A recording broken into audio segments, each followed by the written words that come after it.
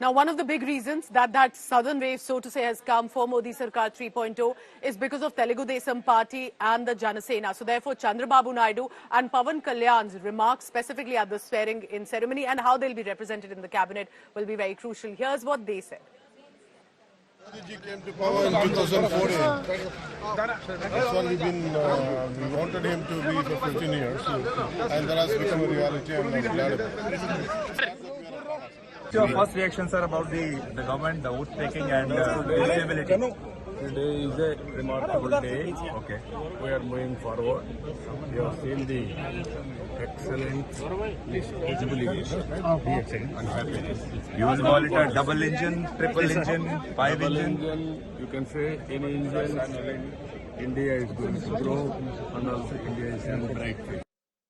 So there will be new additions, of course, for example, when it comes to TDP, Janasena and other allies. But there will be a lot of continuity from Modi 1.0 and Modi 2.0. Let me take you through some of the details on what we have so far after the swearing-in ceremony. Rajnath Singh, who took oath right after Prime Minister Narendra Modi and then followed by Amit Shah, close aides, have been continuing members representing their constituencies and the government as well.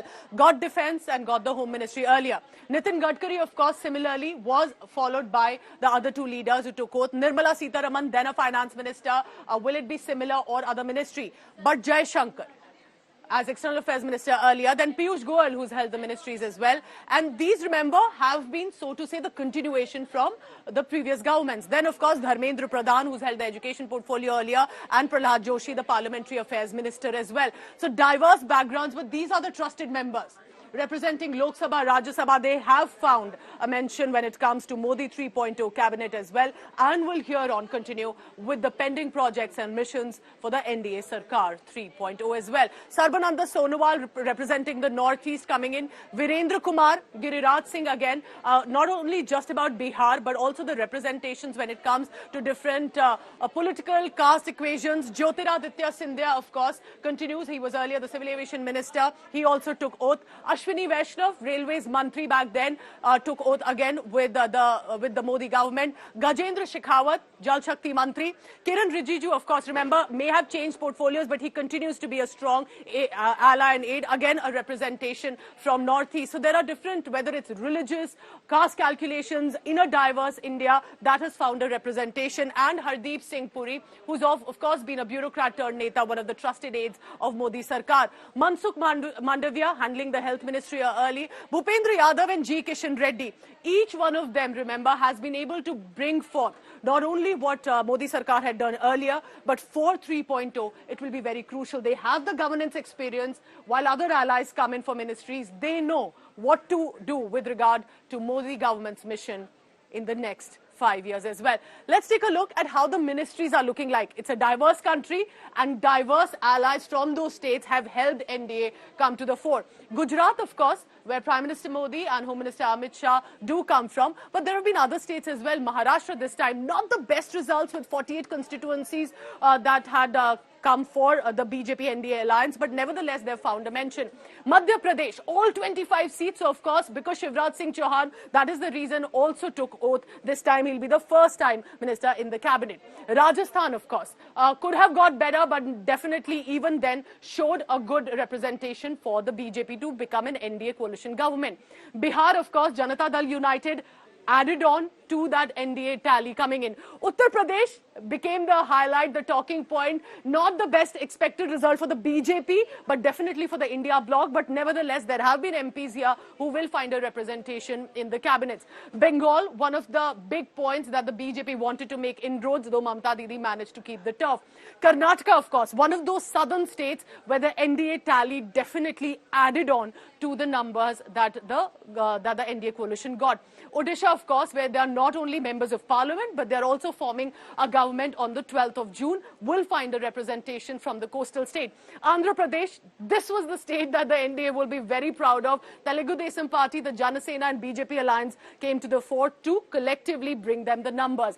Haryana, of course, we saw Manohar Lal Khattar also took oath at the swearing-in ceremony with Prime Minister Narendra Modi. Chhattisgarh, so remember, this central belt in many ways saved the NDA to come again for 3.0 and for the next 5 years. Tamil Nadu, of course, was not the easiest, but they will have a representation of one ministerial berth is what we are told, according to our sources on the ground, that will be in the ministry. And Telangana, again, next to Andhra Pradesh, the South focus will find a representation with the ministerial berths. But which ministry, that we cannot speculate for you. And Assam, Sarbananda Sonowal also took oath, will be again one of the ministers. Which ministry will confirm to you in some time. Kerala also will get at least 2 berths, is what we are told. So look at the diversity of this country. Jharkhand leaders also took oath this time at the swearing-in ceremony. All right, Punjab.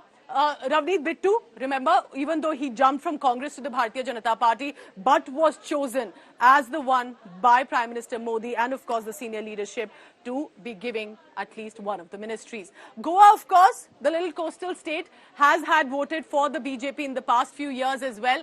Jammu and Kashmir, remember, only 2 seats for Jammu. Kashmir voted for other leaders. The BJP hadn't really fought there. But Jammu is where 2 leaders, and Jitendra Singh is one of those big names who can continue. Uttarakhand ministers as well. Uttarakhand, the hill state, which with Himachal, with Uttarakhand, have always shown in many ways the BJP stronghold in the past few years.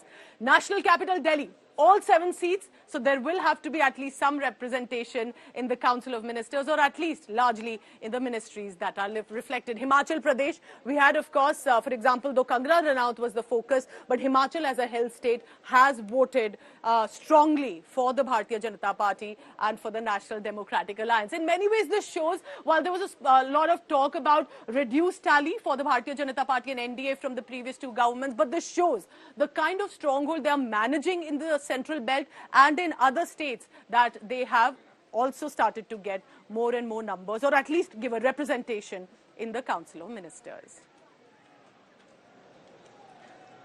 All right, so this, remember, has been the big focus when it comes to the National Democratic Alliance. The grand swearing-in ceremony was a star-studded affair. There were not just politicians, of course, but there were stars from the Hindi film industry. There was Shah Rukh Khan, who many were surprised to see because he hadn't made an announcement prior. There was Rajinikanth. There was Akshay Kumar. But also there were business tycoons. Gautam Adani, Mukesh Ambani with the family at the swearing-in ceremony. In many ways, this was one rare moment to have all of these big faces on one platform. मैं नरेंद्र दामोदर दास मोदी ईश्वर की शपथ लेता हूं कि मैं विधि द्वारा स्थापित Prime Minister Narendra Modi's swearing-in ceremony was a star-studded affair, with some of the biggest names from the film industry in attendance. Among the celebrities who graced the event were Shah Rukh Khan, Rajinikanth, Akshay Kumar, Anil Kapoor, Vikrant Massey, and renowned filmmaker Rajkumar Hirani. The Jawan actor arrived at the venue with his manager Pooja Dadlani. Shah Rukh Khan and Akshay Kumar also exchanged greetings and gave each other a hug before they took to their respective seats. Business tycoon Mukesh Ambani and his son Anant Ambani also graced the occasion.